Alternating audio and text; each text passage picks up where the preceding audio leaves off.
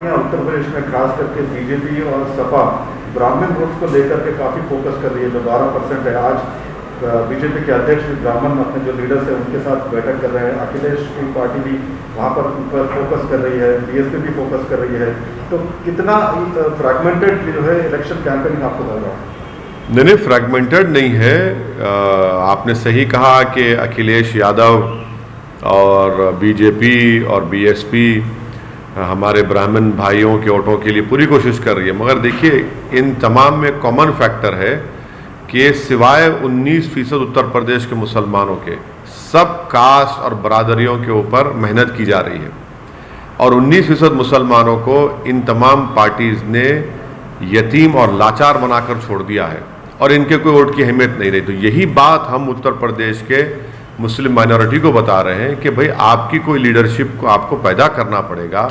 आपकी वोट की अहमियत उस वक्त लोगों को मालूम होगी जब आप अपनी लीडरशिप को बनाएंगे। जो ये पॉलिटिकल पार्टीज कभी भी इस बात को मानने के लिए तैयार नहीं, ना इस चीज़ की कोशिश करेंगे कि उत्तर प्रदेश के 19% मुसलमानों को उनका हिस्सा मिले और उनकी एक लीडरशिप बने। उनके दरमियान में से एक नहीं बल्कि कई नेता निकले जो मुस्लिम माइनॉरिटी के जस्टिस के लिए काम कर सके। और दूसरी बात सर, कल गृह मंत्री ने कहा था कि जो अगर सपा या बसपा की सरकार आती है तो राम मंदिर जो है वहाँ पर नहीं बनाएंगे।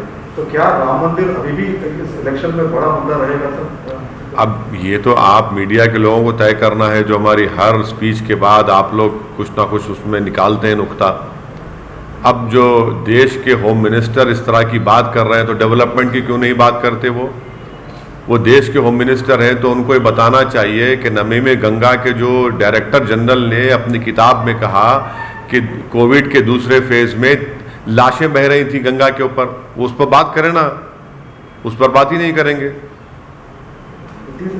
अखिलेश ये हरिद्वार के मुद्दे को लेकर के हालांकि वहाँ पर FIR हुए हैं सर, लेकिन आप लगातार ट्वीट कर रहे हैं कि अखिलेश यादव क्यों चुप्पी साधे हैं। तो क्या लगता है कि उनका स्ट्रेटेजी क्या है? क्यों वो देखिए, जितने पॉलिटिकल पार्टीज हैं भारत में जो भारत के संविधान पर यकीन करते हैं, जो एनार्की पर नहीं रूल ऑफ लॉ पर भरोसा करते हैं, उन तमाम पॉलिटिकल पार्टीज को अपनी खामोशी को तोड़ना पड़ेगा। क्योंकि हरिद्वार के धर्म संसद में मुसलमानों के खिलाफ एक ओपन जेनोसाइड का कॉल दे दिया गया, जिसमें कहा गया कि म्यांमार में जिस तरह रोहिंग्याओं को बेघर किया गया, मारा गया, उस तरह भारत के मुसलमानों को इस तरह का उनका हाल करना चाहिए।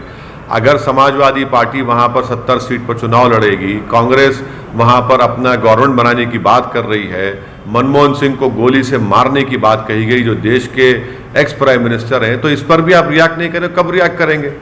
रूल ऑफ लॉ के ऊपर बात करेंगे या एनार्की के ऊपर करेंगे? तो इनकी खामोशी इनको एक्सपोज करती है और ये बताता है कि इसलिए खामोश हैं क्योंकि इनको फिक्र है कि दूसरा वोट नहीं मिलेगा। मगर यहाँ पर वोट की नहीं, यहाँ पर जेनोसाइड का कॉल दिया जा रहा है। मगर अच्छा है, देश देख रहा है इन पॉलिटिकल पार्टीज को, चाहे समाजवादी और कांग्रेस हो, कैसे वो लोग खामोश बैठे। और उत्तराखंड में बीजेपी की सरकार के आशीर्वाद और पूरी सपोर्ट पर इस तरह के धर्म संसद हुआ। उन्हीं की सपोर्ट पर, उन्हीं की ईमा पर, उन्हीं की पूरी सपोर्ट के ऊपर इस तरह की बातें की गई। सिर्फ FIR इशू करने से नहीं होता, उनको गिरफ्तार करना चाहिए। ये तमाम ऑर्गेनाइजेशंस को UAPA के तहत बैन करना चाहिए, तभी जाकर रोक लगेगा, वरना ओपन कॉल फॉर जेनोसाइड किया जा रहा है भारत के मुसलमानों के बारे में। आखिरी सवाल सर, MIM आप हर वक्त लगातार यूपी में जा रहे हैं, ज़्यादा फोकस कर रहे हैं और 100 सीटों पर चुनाव लड़ने का भी ऐलान आप कर रहे हैं। तो क्या नजर आता है माहौल वहाँ का सर? देखिए, जहाँ तक मेरी बात है, मैं अपने तमाम पार्टी के जिम्मेदारों के साथ, पार्टी के अरकान कार्यकर्ता के साथ, हम सब लोग मिलकर मेहनत कर रहे हैं। हमारे हाथ में मेहनत करना है, जुस्तजू करना है, अच्छे फैसले लेना है। आगे इंशाअल्लाह ताला अल्लाह सुब्हाना व तआला उत्तर प्रदेश की जनता के दिलों में मोहब्बत डालेगा और वो वोट में तब्दील होगा। हम सबसे मुलाकात कर रहे हैं, सबसे बात कर रहे हैं और यही हमारी कोशिश है।